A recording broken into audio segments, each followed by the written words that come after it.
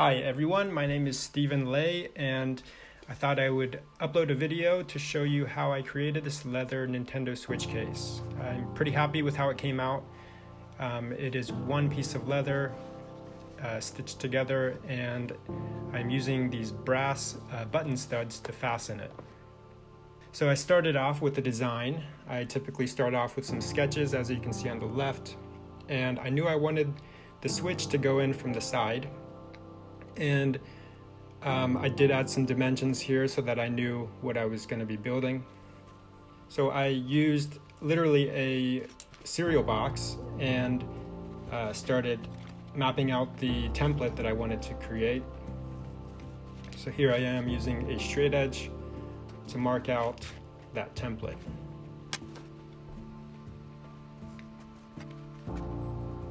And for the curved corners, you'll see that I'm using a penny. I was looking for something with the right radius, and the penny seemed to work. And for the larger radii, I was using a glass bin.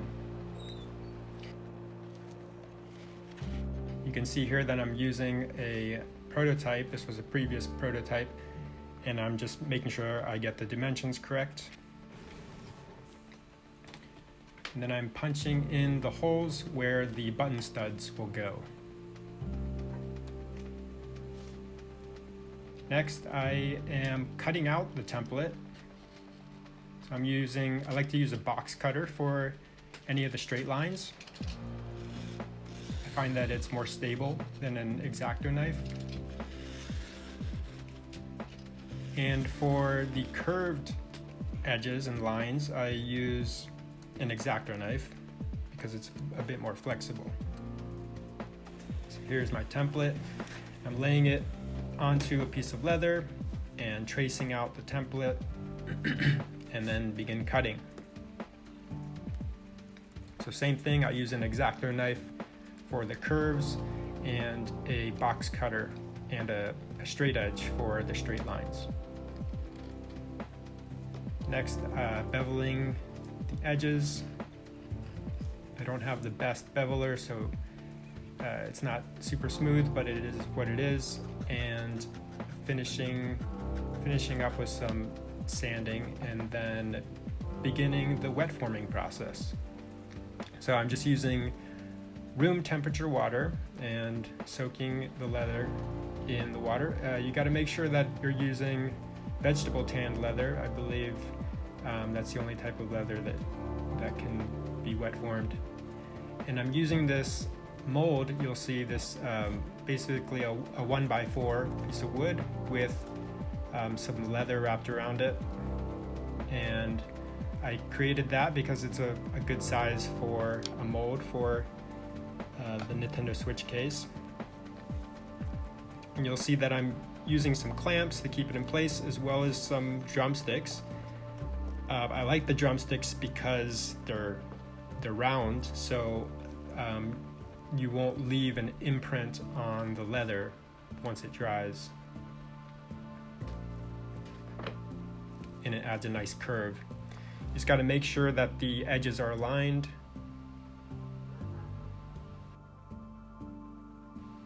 And let this dry for about half a day, at least. And I did use a blow dryer to help harden it up a bit. Okay, and you'll see that this top flap is still not bent, so I want to wet form that again.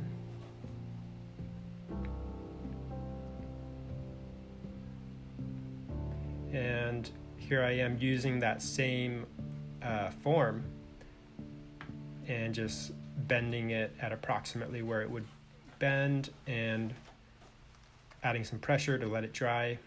And next I am punching in some holes where I'll be putting in the button studs. And these are the brass button studs. I'm just tightening by hand.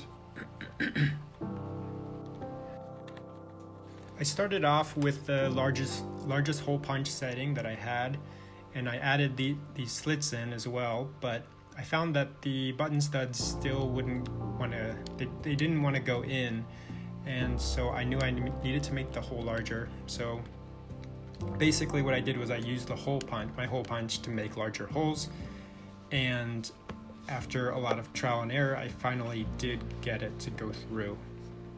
Next, I added some Tokonole to burnish the inside edge of the circles.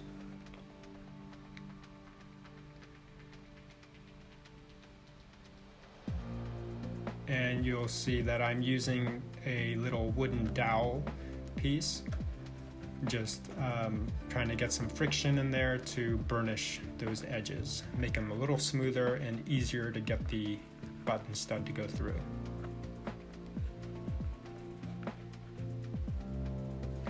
Next, I burnished all of the edges in the same way, basically, just applying Tokonole and then rubbing the edges.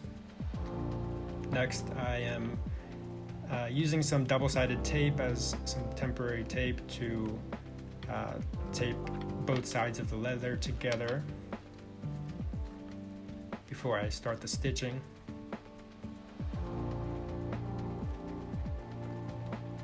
Okay, next, I actually should have done this before I molded the leather probably, but I'm marking a couple millimeters in from the edge and then using my chisel to mark where I was going to punch those holes for the stitching.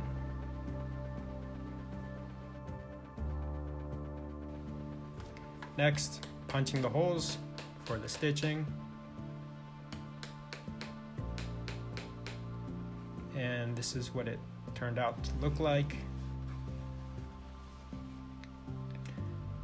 And then I just started doing a saddle stitch. I'm not going to go through how to saddle stitch, but if you are wondering how to do that, I recommend there's a YouTube video by Corter Leather, C-O-R-T-E-R, which is how I learned. He has a really good explanation of how to do a saddle stitch.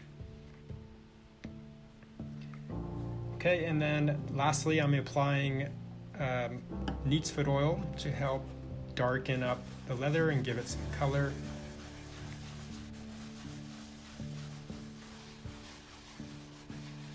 It does look dark at first, but it does lighten up.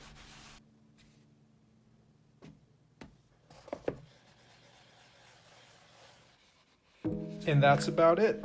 I am happy with the way it came out, and if you have any questions or comments, please feel free to comment below. Also, please like and subscribe if you would like to see more videos like this. Thank you again for watching, and take care.